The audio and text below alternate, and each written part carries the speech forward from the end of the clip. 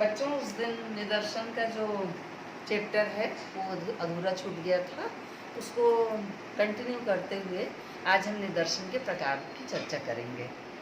निदर्शन का जो पहला प्रकार है वो दैव निदर्शन है, जिसको हम रैंडम सैम्पलिंग कहते हैं। जो मैंने कोरोना वायरस के संदर्भ में आप लोगों को बतलाया था कि रैंडम सैम्पलिंग होगा ब्लड टेस्ट का, उसी रैंडम सैम्पलिंग को हम अभी पढ़ने जा रहे हैं। दैव का मतलब होता है संयोग। इस निदर्शन में इकाइयों के चुने जाने की संभावना समान होती है। मतलब कोई भी इकाई समान रूप से चुना जा सकता है, इसलिए इसको रैंडम कहा जाता है, इसलिए इसे दैव कहा जाता है। तय नहीं होता है कि यही इकाई चुनी जाएगी, कोई भी इकाई आकस्मिक रूप से चुनी जा सकती है।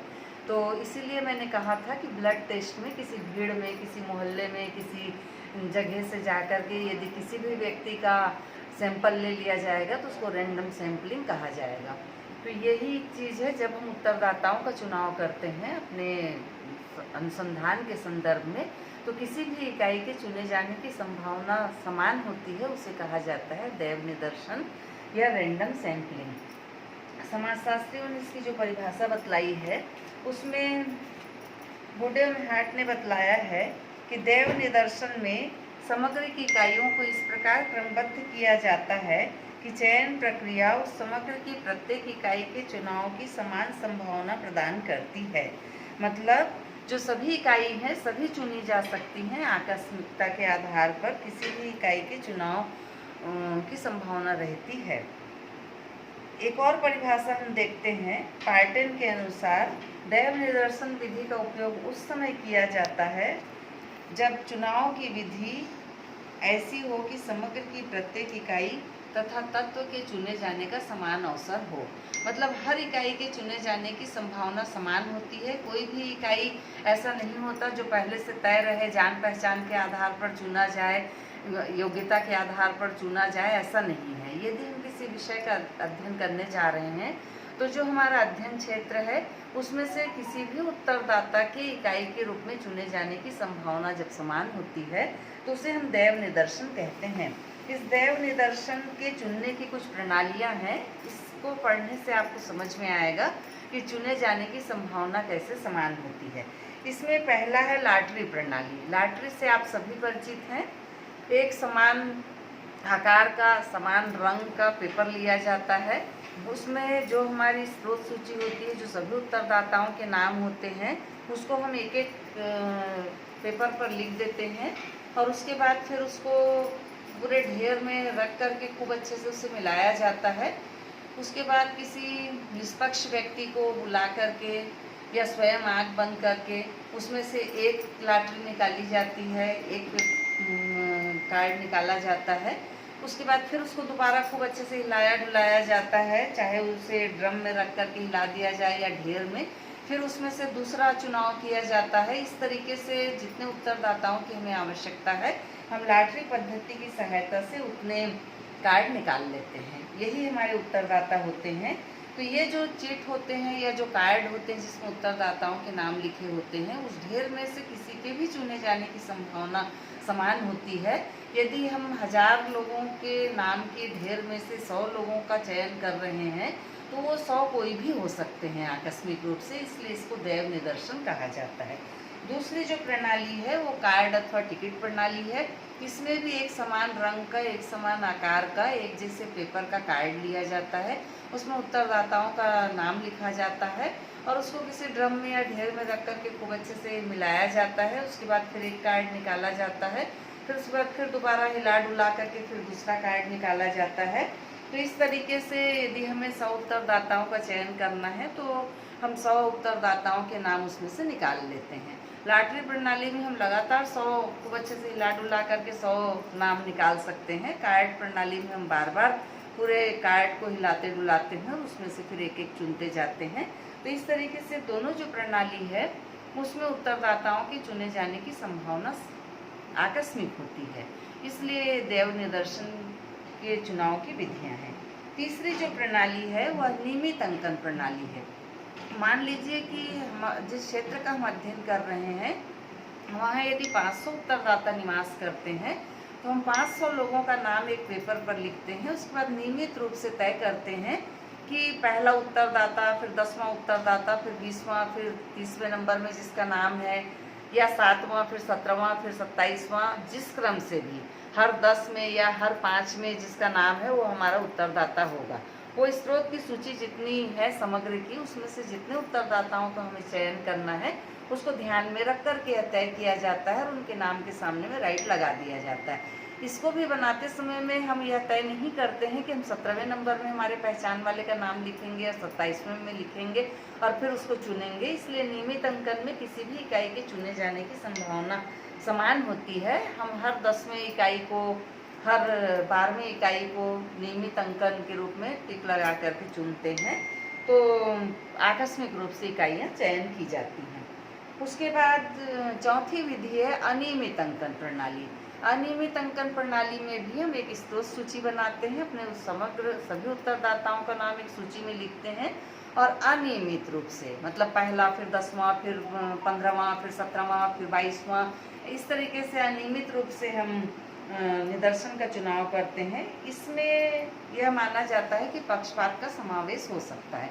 मान लीजिए कि हमने पहला का चुनाव किया, उसके बाद हमें दिखा कि दूसरा हमारे जान पहचान का है, तो हम दूसरे में भी राइट लगा सकते हैं। उसके बाद फिर 10वें में हमने लगाया, फिर लगा कि 17वां हमारे पहचान का है, तो 10वें के बाद हमने 17वें में लगा दिया।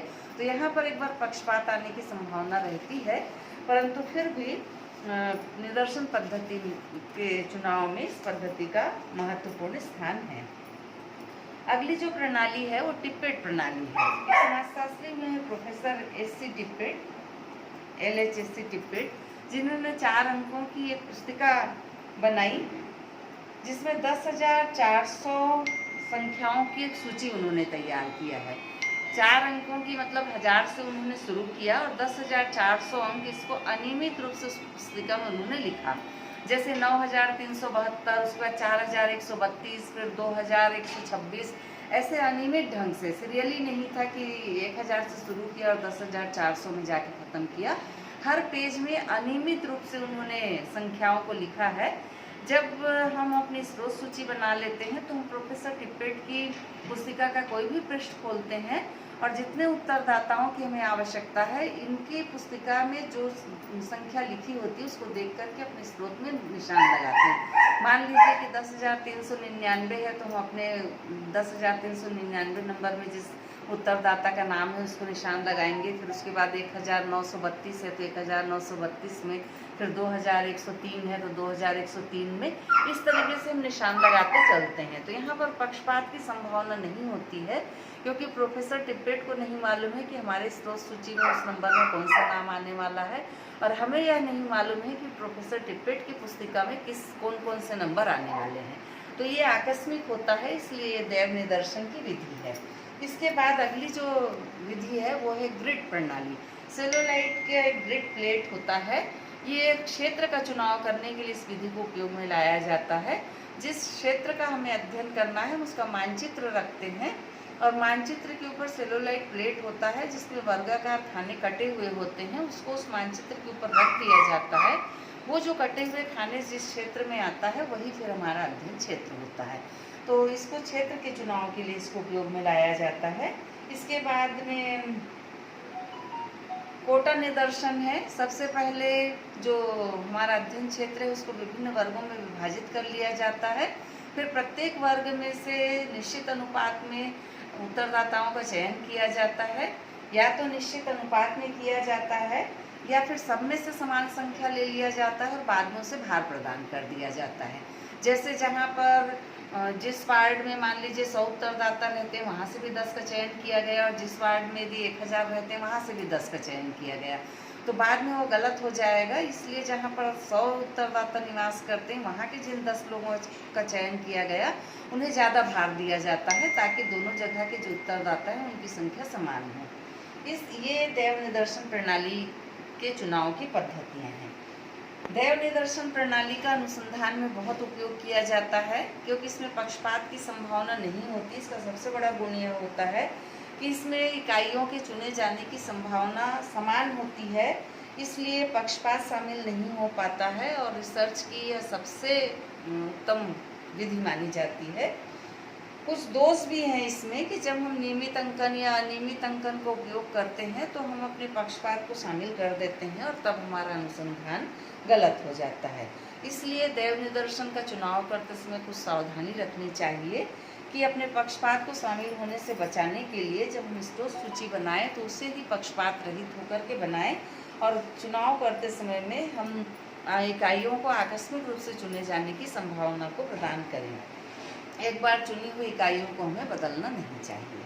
विचार निदर्शन, इसमें हम अपने उद्देश्य को ध्यान में रख करके हमारे अध्ययन का क्या उद्देश्य, हम किस विषय का अध्ययन कर रहे हैं उसको ध्यान में रख करके हम अपने उत्तरदाताओं का चुनाव करते हैं। इसलिए इसको उद्देश्यपूर्ण या सविचार निदर्शन कहा जाता है। इसमें विषय को ध्यान में रख करके सर्वाधिक प्रतिनिधित्वपूर्ण इकाइयों का चुनाव किया जाता है। इसलिए इसमें इकाइयों की विशेषताओं से परिचित होना अनुसंधानकर्ता के लिए आवश्यक है। जब वह सभी इकाइयों की विशेषताओं से परिचित होगा तभी निश्चित अनुपात में वह इकाइयों का चयन कर पाएगा। यह कम खर्चीली विधि है क्योंकि इसमें हमारे जो उद्देश्य है उसको ध्यान में रख करके हम इकाइयों का चयन करते हैं तो उनके प्रतिस्थापन की आवश्यकता नहीं होती, किसी इकाई के छूटने की संभावना नहीं होती है। कुछ दोष भी हैं इसी प्रकार के निदर्शन में कि यदि हमें इकाइयों के संबंध में पूर्ण जानकारी नहीं है तो हम अपने उद्देश्य को पूरा नहीं कर पाएंगे। अध्ययन का जो उद्देश्य है वो पूरा नहीं हो पाएगा। इकाइयों के चुने जाने की संभावना स्वतंत्र होनी चाहिए। कोई भी इकाई दूसरी इकाई के चुने जाने के कारण चुनाव में नहीं आनी चाहिए। स्वतंत्रता पूर्वक उनका चुनाव होना चाहिए। तीसरा जो प्रकार है वो संस्तरित अथवा वर्गीकृत निदर्शन है। इसका मतलब है कि ऐसे